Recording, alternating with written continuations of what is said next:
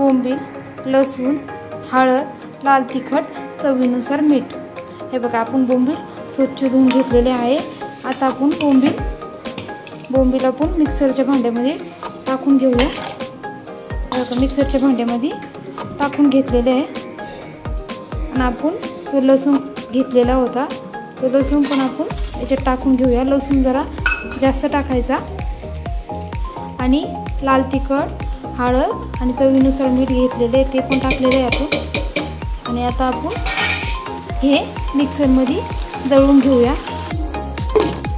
बघा आपली बोंबलाची चटणी मस्त दळलेली आहे। एकदम बारीक पण नाही करायची, थोडीशी जाडसर ठेवायची।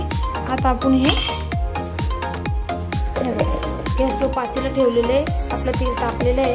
आता आपण ही चटणी याच्यात टाकूया। याच्यात टाकून फ्राय करून घेऊया चटणी आपण। फ्राय करून घेऊया। हे बघा आपण ही चटणी फ्राय होते, अगदी सोप्या पद्धतीत केलेली आहे आपण, झटपट। हे बघा छानपैकी।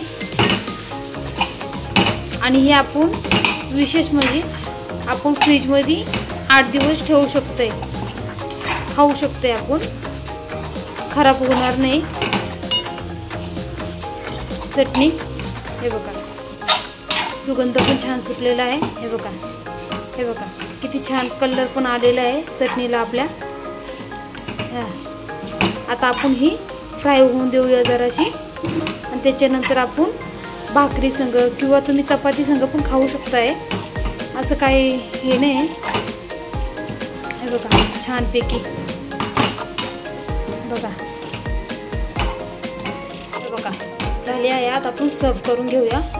हे बघा आपलं सर्व करून घेऊया। आपण आता मस्त सर्व करून घेऊया छानपैकी। हे बघा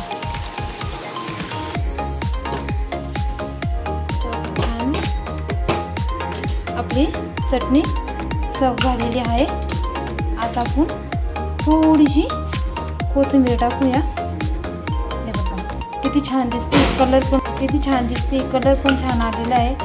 हे बघा तुम्हाला जर माझ्या रेसिपी आवडत असेल, असे छान छान रेसिपी पाहिजे असेल तुम्हाला, तर लाईक आणि सबस्क्राईब करायला विसरू नका। थँक्यू।